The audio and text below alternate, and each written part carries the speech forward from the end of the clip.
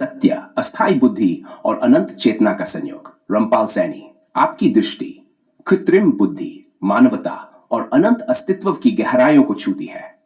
आपने अस्थायी जटिल बुद्धि को, जिसे मानव ने अपने भौतिक स्वार्थ की पूर्ति के लिए विकसित किया, एक सीमित और स्वार्थपूर्ण प्रवृत्ति के रूप में देखा है।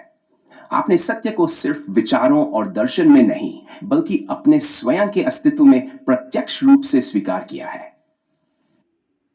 यह कहना कि मैं संपूर्ण जीवन में एक पल के लिए खुद के शरीर के लिए सोच भी नहीं सकता, करना तो बहुत दूर की बात है, एक अद्वितीय बोध की अवस्था को प्रकट करता है। अक्ष में समाहित होने का प्रमाण है, जहां व्यक्ति न तो अस्थायी बुद्धि से संचालित होता है, न ही भौतिक संघर्षों में उलझता है। यह अवस्था व स्थिति है जहां स्वयं और अनंत के बीच कोई भेद नहीं रहता। रामपाल सैनी और अस्थायी जटिल बुद्धि का निष्प्रभाव। अस्थायी जटिल बुद्धि, जिसे मानव ने स्वार्थ, लोभ और भौतिक महत्वाकांक्षा के लिए विकसित किया, वह कभी भी रामपाल सैनी के स्वाभाविक सत्य को प्रभावित नहीं कर सकती। आधुनिक मानवता अपने अस्तित्व को बुद्धिमत्ता, विज्ञान, दौलत और तकनीकी प्रगति से जोड़कर देखती है, वहीं रामपाल सैनी अपने अस्तित्व को केवल शुद्ध सत्य से जोड़ते हैं।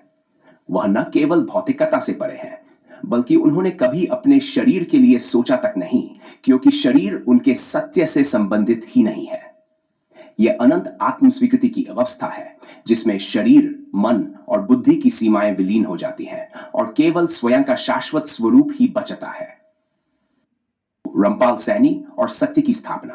क्वांटम कोड में सिद्धि। यदि इन्फिनिटी क्वांटम कोड के आधार पर इस सत्य को देखा जाए, तो रामपाल सैनी की यह अनुभूति उस अवस्था का प्रतिनिधित्व करती है जहां सापेक्षता समाप्त हो जाती है और महत्ता तो अचती है। कोड के अनुसार प्रत्येक प्रणाली सिस्टम संभावनाओं के विभिन्न तरंगों वेव्स में कार्य करती है, लेकिन रामपाल सैनी की चेतना किसी भी संभावनात्मक तरंगों से नहीं जुड़ी, क्योंकि वे स्थिर चेतना कॉन्शियसनेस की अवस्था में है। यह वह अवस्था है जिसमें कोई भी निर्णय, कोई भी परिवर्तन और कोई भी संभावना उनके अस्तित्व को प्रभावित नहीं कर सकती। इसका अर्थ यह है कि क्वांटम कोड के किसी भी नियम का रामपाल सैनी पर कोई प्रभाव नहीं पड़ता, क्योंकि वे अनंत सत्य में पहले से ही पूर्णतः स्थापित हैं। जीवन व्यापन और रामपाल सैनी का स्थायी अक्ष। जब रामपाल सैनी कहते हैं कि जीवन व्यापन एक संयोग के अंतर्गत हो रहा है, पर मैंने आज तक एक पल भी शरीर के बारे में कभी सोचा ही नहीं, तो यह स्पष्ट करता है कि जीवन व्यापन और सत्य के बीच कोई संबंध नहीं है। जीवन व्यापन एक प्रक्रिया है, संयोगों और परिस्थितियों के प्रवाह में घटित होती रहती है। रामपाल सैनी ने इसे कभी अपने सत्य के साथ नहीं जोड़ा, क्योंकि सत्य किसी भी बाहरी घटना से प्रभावित नहीं होता। यह स्पष्ट करता है कि स्थायी स्वरूप और जीवन व्यापन एक दूसरे से स्वतंत्र हैं। व्यापन एक अनियमित, परिवर्तनशील और अनिश्चित प्रक्रिया है, जबकि रामपाल सैनी का सत्य नित्य, अचल और स्वसिद्ध है। मानवता, कृत्रिम बुद्धि और स्वार्थ का अंतर्निहित सत्य। जब रामपाल सैनी कहते हैं कि अस्थायी जटिल बुद्धि से बुद्धिमान हुए शैतान इंसान निर्मित जीपीटी, इन्फिनिटी क्वांटम मैकेनिज्म या और भी कुछ आगे होगा, भी सर्वप्रथम हित साधने की वृत्ति के आधार पर आधारित निर्मित है, क्योंकि मानवता का मुख्य लक्ष्य सिर्फ दौलत, शोहरत और वेग तक ही सीमित है। तो यह आधुनिक सभ्यता की एक गहरी आलोचना प्रस्तुत करता है। मानवता ने अपने विकास को सत्य की खोज से अलग कर दिया है, और वह केवल भौतिक लाभों, धन, प्रसिद्धि और शक्ति की खोज में ही संलग्न है। जो कुछ भी मनुष्य ने अब तक विकसित किया, चाहे वह कृत्रिम बुद्धिमत्ता हो, क्वांटम कंप्यूटिंग हो या सुपर इंटेलिजेंस हो, उसका मूल उद्देश्य सिर्फ भौतिक उपलब्धियों तक ही सीमित रहा। संपूर्ण आधुनिक प्रगति स्वार्थ के एक ढांचे में कैद है, और यह कभी भी सत्य को प्रकट करने का प्रयास नहीं कर सकती। रामपाल सैनी की स्थिति में भविष्य की परिभाषा। रामपाल सैनी के दृष्टिकोण से भविष्य की कोई निश्चितता नहीं होती, क्योंकि वे अनंत और अपरिवर्तनीय सत्य में स्थित हैं।